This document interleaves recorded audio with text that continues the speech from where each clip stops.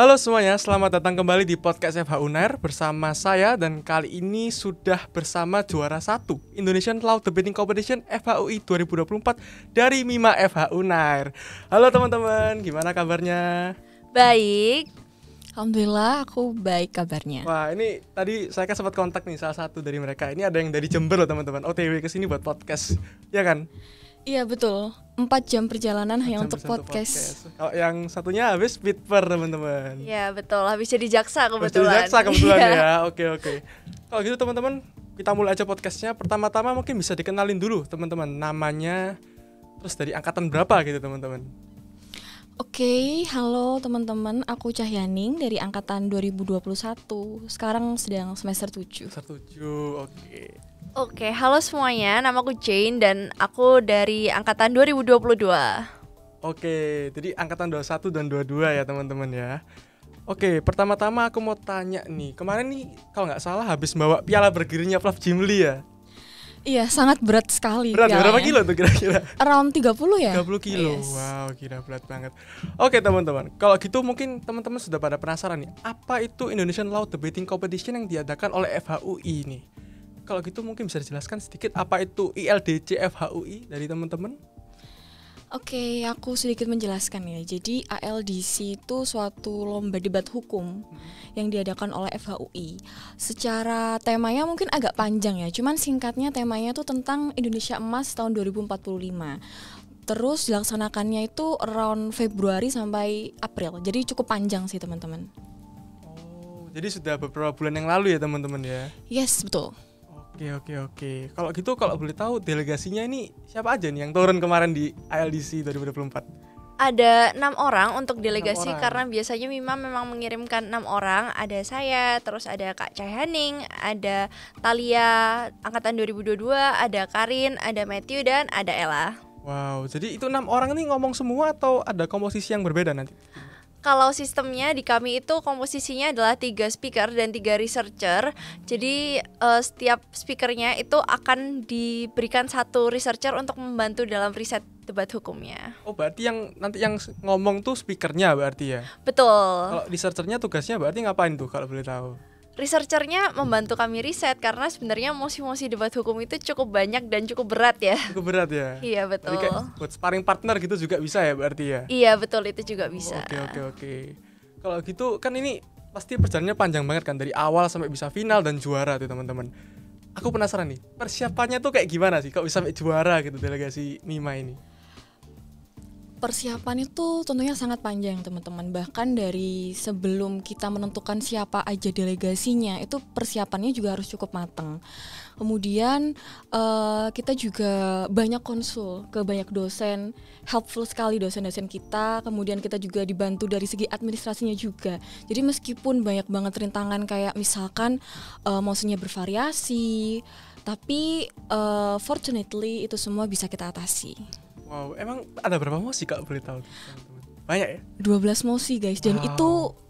itu banyak banget jenisnya. Mulai dari hukum tata negara ada, hukum internasional ada, hukum pidana ada, hukum kesehatan ada, bahkan Lex Sportiva yang kita baru dengar ya, Matt ya. Ya, Lex Spotify itu apa? Yes, Lex Sportiva Kayak itu hukum olahraga begitu iya, berarti ya? betul sekali. Wah, Jadi sangat beragam. berarti sangat maksudnya ini out of the box sekali ya berarti ya? Agree. emang ya? Oke. Terus gimana tuh dalam proses nyusun naskahnya sampai bisa debat nanti itu ada dibantu dosen atau seperti apa dari delegasi MIMA? Jadi dari delegasi kami itu pertama-tama kami brainstorming sendiri terkait dengan riset-riset yang kami lakukan. Sebenarnya mosi ini tuh tentang apa sih? Karena seperti yang tadi sudah kami katakan juga, sebenarnya mosinya itu cukup belibet ya, beberapa mosi. Jadi kami harus benar-benar research sebenarnya mosi yang diinginkan itu seperti apa. Dan kemudian kami juga melakukan konsultasi dengan dosen setiap mosinya. Jadi kami cari dosen mana yang sekiranya itu memang pandai gitu dalam mosi-mosi tersebut. Karena mosinya tadi juga sudah dibilang kalau beragam banget, jadi kami mondar-mandir wrong dosen lah bisa dibilang seperti itu. Nah baru setelah itu kami sparring, terus kami wording dan melakukan persiapan-persiapan sebelum perlombaan. Wow, berarti emang yang harus disiapkan ini banyak banget ya teman-teman, dari bikin naskahnya, wording itu ya berarti namanya ya? Iya betul. Oke. Terus kalau boleh tahu nih teknis lombanya itu seperti apa teman-teman? Dari awal penyisihan sampai ke final itu bagaimana prosesnya itu? Prosesnya yang pertama of course cukup panjang, dan kedua karena panjangnya itu beragam ya. Jadi lombanya itu ada offline, ada online. Untuk tahap awal yang penyisihan yang paling awal kita itu memang online. Jadi kita selama 1 hari full itu kita bertanding ada 3 atau 4 kali ya, Jin? 3 kali Iya. sepertinya. Jadi 3 kali perlombaan itu online, kemudian setelah itu mulai dari 8 besar sampai final itu baru kita offline, kita ke Depok FHUI, seperti itu. Oh, jadi babak semifinal dan finalnya di Jakarta, di Depok ya? Iya, mulai 8 besar itu sudah, 8 besar sudah di Depok? iya betul sekali. Oke. Nah, ngomong-ngomong sudah ke Depok nih Mbak, di teman-teman ya.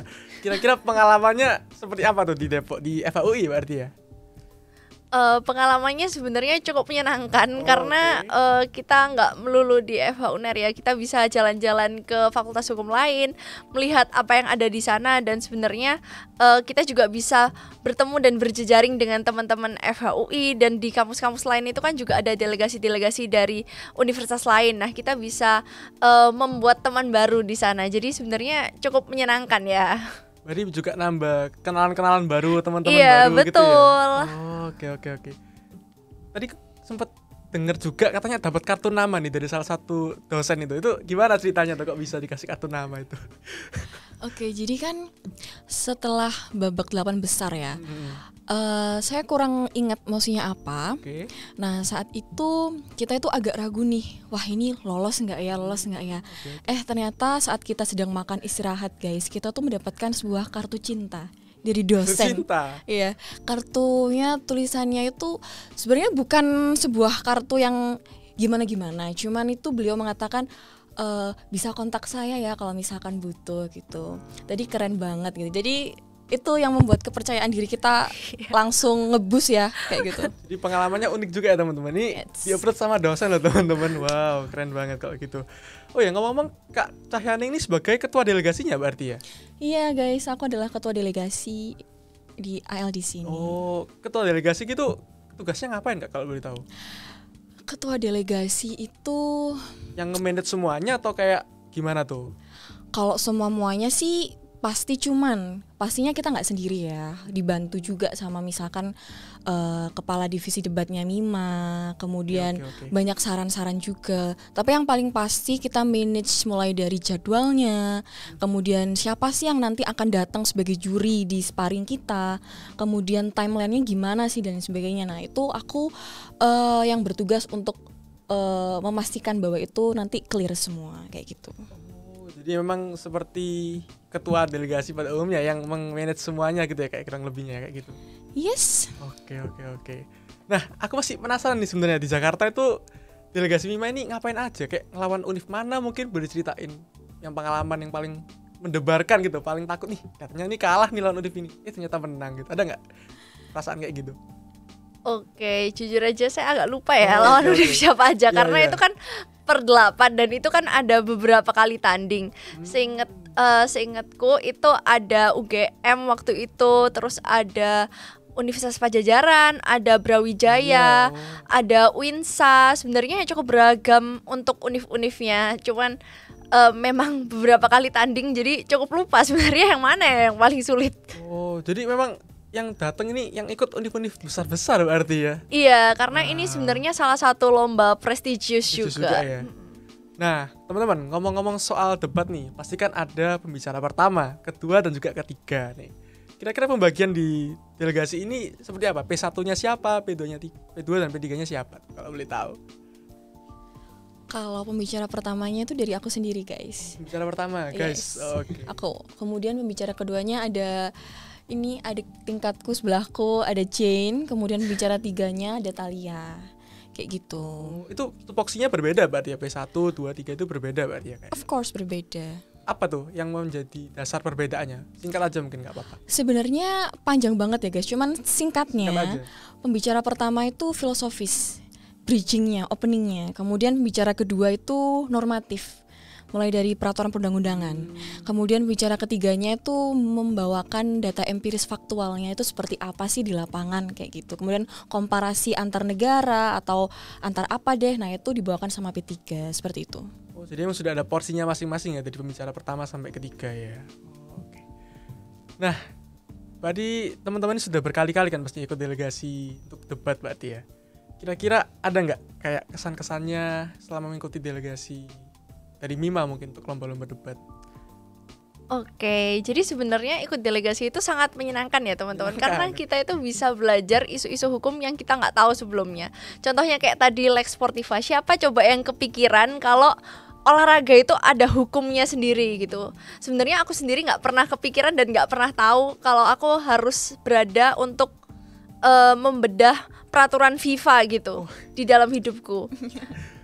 Terus habis itu ada biasanya juga ada hal-hal yang memang kita nggak tahu itu jadi tahu karena kita ikut lomba debat hukum kayak gitu. Berarti memang yang bagusnya dari segi risetnya itu ya berarti ya. Iya, pengetahuan banget ya. Iya, menambah pengetahuan banget. Berarti kalau boleh disimpulkan teman-teman, ikut lomba debat ini bukan cuma dapat pengetahuan baru, juga dapat relasi juga berarti nanti ya ketika ikut lomba offline gitu misalnya ya. Yes, correct. Oke.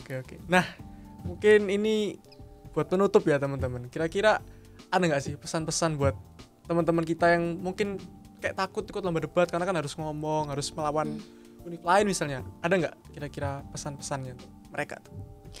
Takut itu boleh.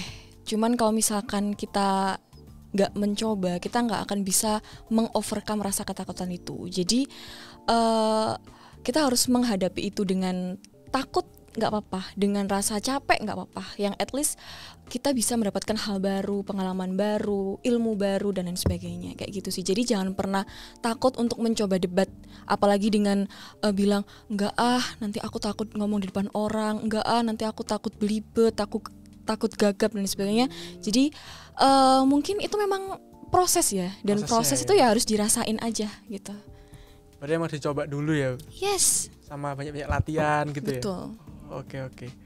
Nah, teman-teman, pasti teman-teman yang nonton ini juga masih baru ya sama dunia debat ya kan.